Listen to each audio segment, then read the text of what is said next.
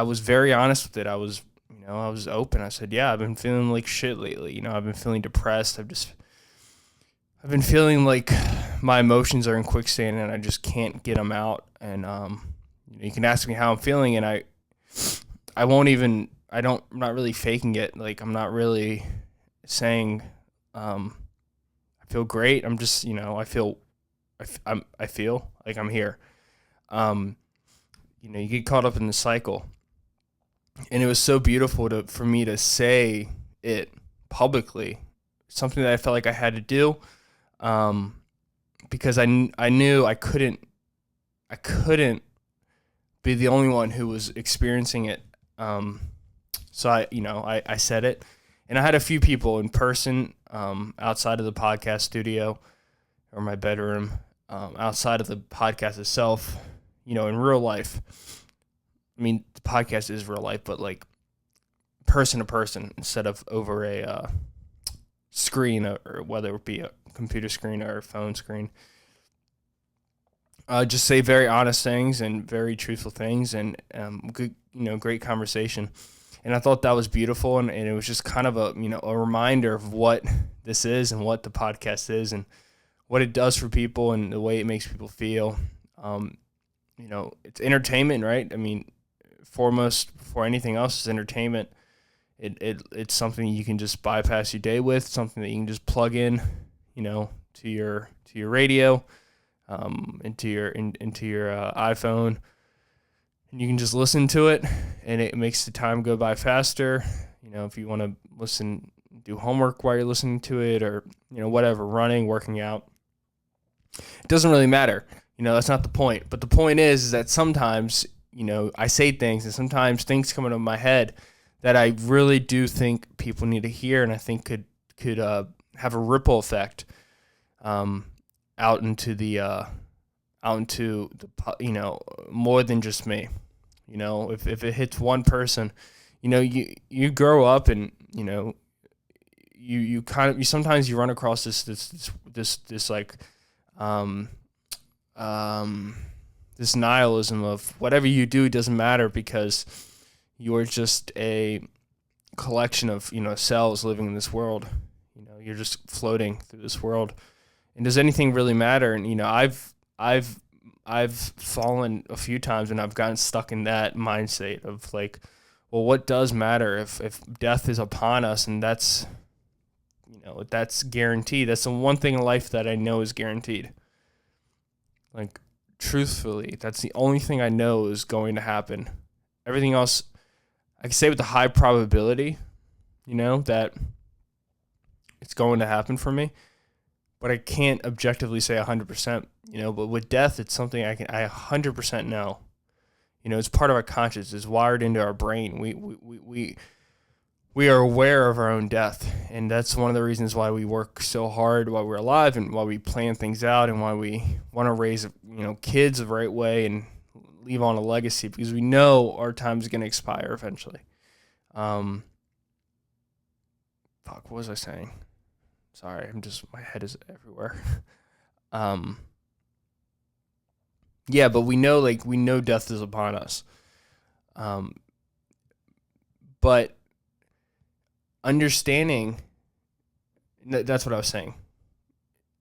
So I've caught myself in the mind state of, well, if death is upon me, nothing else matters, and why does if that's the truth, then anything I do doesn't affect anything. It's for nothing, right? It's for nothing. You're gonna eventually pass away.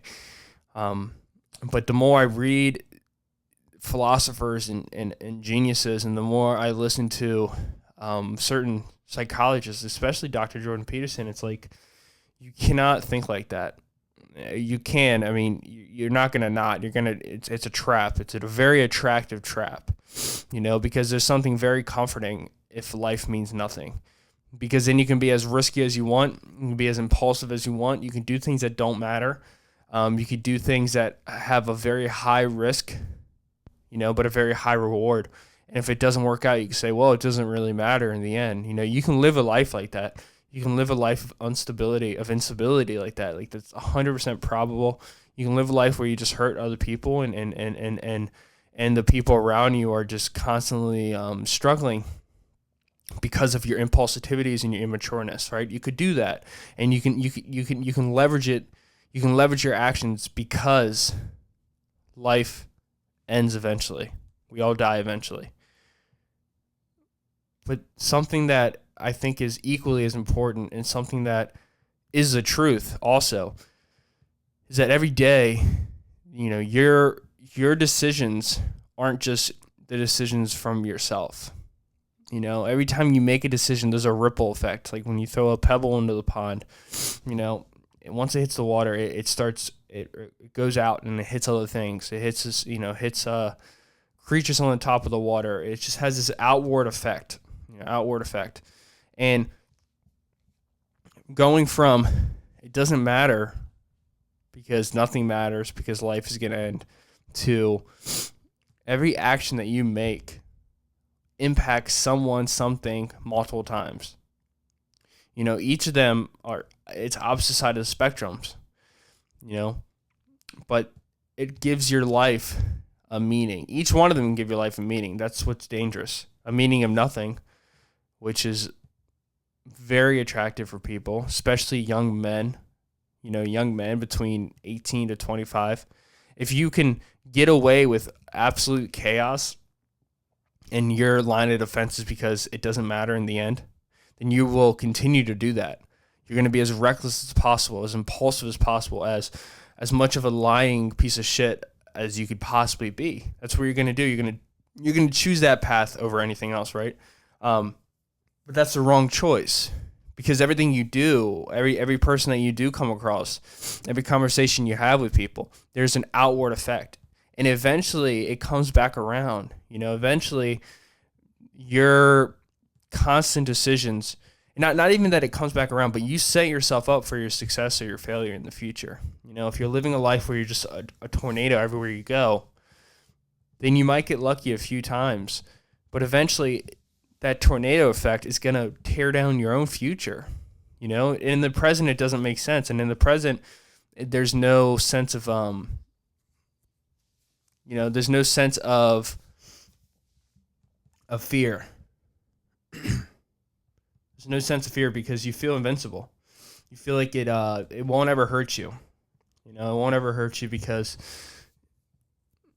you're crippled with this cancerous mind state.